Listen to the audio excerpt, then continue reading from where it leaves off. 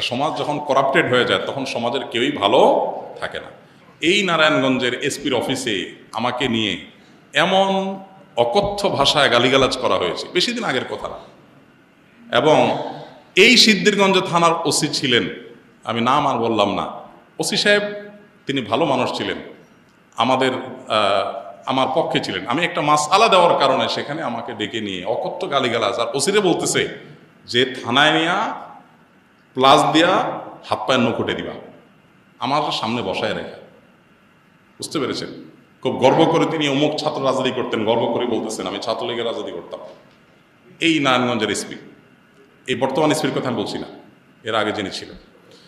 তো এটা আমাকে বসায় নিয়ে থ্রেট দেওয়া, মাসআলা, আমি ওনাকে বললাম মাসআলা, আমার মাসআলা বলার ক্ষেত্রে কথা বলার অধিকার থাকবে আলেমদের। আপনি পুলিশ হিসেবে আপনি তো বলতে পারেন না মাসআলা আমি কোনটা বলবো কোনটা বলবো না, কোনটা সঠিক কোনটা বেঠিক, এটা তো আপনার বলার